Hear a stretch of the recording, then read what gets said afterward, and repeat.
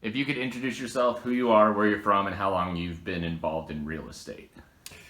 I'm Dave Sanchez. I'm just northeast of Denver, Colorado. I live out in the country. I've been in real estate as an investor for about 35 years. And Cool. yeah, In your words, what's the difference between more conventional brokerage and what you guys do here in exchanging? well, as a conventional broker, it seems like you're stuck in boxes, and most certainly you're stuck in boxes that your employing broker understands. But when you get to the exchangers, it opens up a lot of different opportunities for you to get the deal closed. And it could be bringing different asset types to the deal, extra cash to the deal, or even paper. Cool. And so you were in real estate investing for a while. It was probably, I'm sure, lucrative. Why are you adding? What about exchanging is attractive to you? Well, I've done a lot of properties before, and most of them deals were done, or a lot of them were done through a syndication. And so when you're bringing a syndication together, you have investors and you have properties and you have a management team. And when I come to the exchangers meeting, it seems like I can find everything I need in one room. It's like a one-stop shop for everything. Okay, so it's convenient. How is it? How was joining the exchangers? Did you feel like they were very welcoming? Well, it turned out that one of my investor friends that we've been investing together for about 14 years had introduced me to one of the lead exchangers, Blake Allen. And Blake brought me in and kind of held my hand, kind of answered my questions. I was nervous, unsure the first few meetings, but everybody was so nice and helpful. And it's amazing, complete strangers will come up and ask you what your issue is with a particular deal, and they might be able to help you with it. So that's very exciting to me, to be networking with what I consider the next level of investors. And so, would you um, recommend the exchangers or any of these meetings to other investors you know? Well, in order to join this particular group, you have to be a licensed broker. So most certainly I would, and I have mentioned it and tried to promote the group to other brokers. I believe I brought in 5 or 6 people now after me that are now familiar with the exchangers and actually implementing some of the new tools in the toolbox that the exchangers bring you. What is counseling, and how does it change your relationship with the client? Counseling is a little bit different, and the brokers might tend to just be looking at a commission, just a commission, just a commission. But when you counsel your client and they understand the tools that you can offer them and you understand what their exact position is, one of the great things about it is with the 1031 exchanges is we're allowed to save some taxes, just deferring them to a later date. But most certainly, I would encourage all brokers to take a look at this. Now, there are some very successful brokers, and they're so busy and making so much money that they don't really need it. But any additional tools you can add to your toolbox is going to help. And when you come to a meeting and there's a potential of 500 packages available, both real estate, cash available, notes available, there's a lot of opportunities. And I always thought that if anybody wanted to come to this meeting and come out with an additional property for their portfolio, they could do it. Do you, when you say that conventional brokers are, they keep themselves in boxes, what about exchanging changes that? Well, it seems to me like, and I don't know the exact data, but perhaps 80 or 90% of the conventional brokers are advertising the property, looking for a down payment, and then having the buyer qualify for the purchase through a regular lender, you know. And what we have in the exchangers group is we have private money lenders, we have brokers that work with lenders across the nation. And so we have the opportunity to make additional offers even with other collateral, other assets. And we can trade assets for assets, assets for cash, assets for paper. And when I talk about paper, it's just notes or 1031 paper. And you can use 1031 paper for a tax strategy similar to 1031 in real estate itself. So 1031, I know that you're not necessarily an expert, but I'm saying basically talk to your tax guy. Yeah, Don't just listen to CPAs are the expert. Yeah, okay, yeah, right. But it allows for you to build a portfolio pretty much exponentially quicker because your capital gains taxes are rolled into, so long as you're following the 1031 rules, rolls into that and therefore deferred until you move to cash. Is that correct? That is absolutely correct, yes. So for a person who has a couple properties and their goal is, let's say a client with a couple properties who's, has a normal broker, 1030, if they're just trying to build their portfolio, 1031 is probably something that they should at least understand.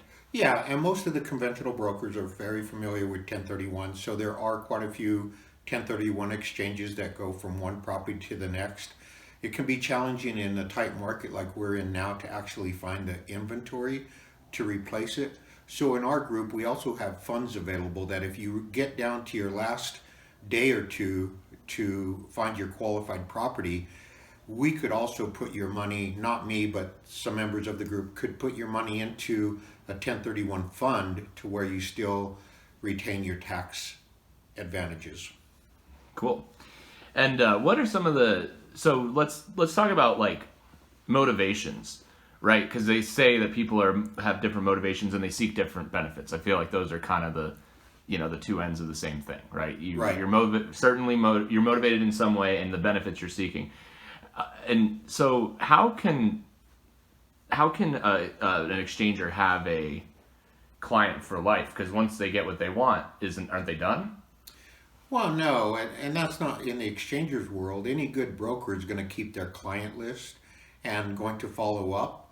And even if you were to sell a property to a family and in 5 years they move up, if you keep in contact with that particular client, there's a good chance you'll get the listing again. But as far as motivation, we come to the national meeting for the NCE exchangers every quarter. And that room is just so filled with excitement, and there's so many deals going on. It's just like the stock market, to where you see this transaction going on, that transaction going on. These people are working 3 or 4 deals that is going to turn into one deal. So just being here alone will kick me back into high gear and motivate me. I have no problem with motivation, but if you can take it to the next level, that's how I feel when I come out of the exchangers meeting. And any good motivational or good training event, networking event, can do the same thing. But I know that I'm with like-minded people. I'm in a room full of very, very successful men and women, and I like to be around successful, intelligent people, and that just brings out another energy level in me. Have you ever been in a room with more sophistication? Let's say there's some very, very intelligent people in the room. Of course, if you had a room full of doctors, CPAs, attorneys, they would be also very qualified. I'm not normally in a room with all that type of people in it. But I would say these are some of the most qualified brokers in the nation. And I think that most certainly they can do everything that a conventional broker and broker house can do, plus more, because they have a toolbox full of possibly 100 more tools, 100 more ways of making a transaction work. And the bottom line is get that property to closing and make sure that you're satisfying your client. Now, technically, that room is a room full of competitors, but it doesn't feel that way. Can you expand on that? Well, I like competition, and I've always been one that says there's enough for everyone. And I've lost a few deals, but normally when I lose the deals, it's my own fault. If I procrastinate, if I wait one day too long, I might have blown a deal. But normally in the room, if I'm attracted to a particular offer and I want the property either for myself or a client, I get on it right away, and I normally have a very good chance of getting that property. Yesterday, I put out 10 mini offers on people who responded to what I had available. So if you respond quickly, stay organized. I know there's two people in the room that are just outstanding with follow-up and client care. And when you see the best of the best, them are the ones that you want to emulate. And so there's a couple of gentlemen in the room that, yes, I want to perform as well as they do. And there is competition, but I'm as competitive as any of them. But I think the only time I've lost a deal is probably due to my own actions. Do you is there a possibility to learn it all, or is the knowledge ceiling just infinite? Knowledge is infinite, and they have a great education program there. You're going to get some instructors that actually live life, and they're actually doing what they teach. I've been teaching and coaching syndication and investing for years and years, and I've been blessed to have probably 100 students. However, there's still more education. I'm good at syndication. There are other people in the room good at syndication. There are some people that are really good at different levels, 1031 paper, writing notes, even bird dogging, just finding the properties. And so the room is full of qualified people, and the education is amazing. And they've just improved their education program to where they'll be actually bringing in some additional outside resources that have the experience and the knowledge for what we want to learn, because we're learning every day. I mean, when I stop learning is the day I die. Okay. Cool. I think I'm just gonna ask you the last question. Do you like your job? Love it. It's so funny. I almost feel like it's not a job. In case my broker is listening, I don't want to say how much I work, but I have a lot of free time. I make my own schedule. I go on as many vacations in a year as I want, and I don't set my alarm in the morning to get up.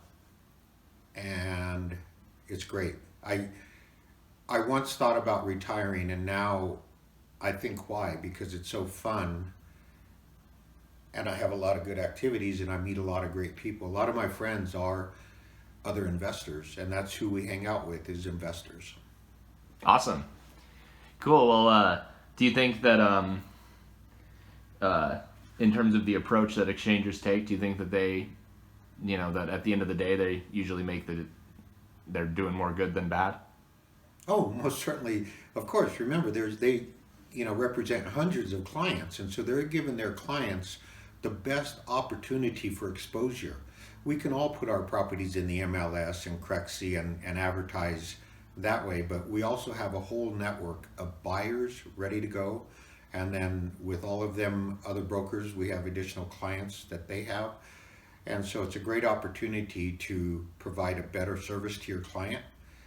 In addition, remember, a lot of the room is filled with investors, so it's a room full of people that have their own portfolio like I do, and so it's nice to talk to people who have asset groups, and you can communicate well with them, not only the good but the bad as well. Well, it seems like it kind of is, like you said at the beginning, it's a room where you can get anything you need for any type of deal. There's someone in the room that can fit in any position. So you have people who want to use their skills to make realty more lucrative, but they need money to do that. And then you have investors who their job basically is to make their money make money. Exactly. Yeah.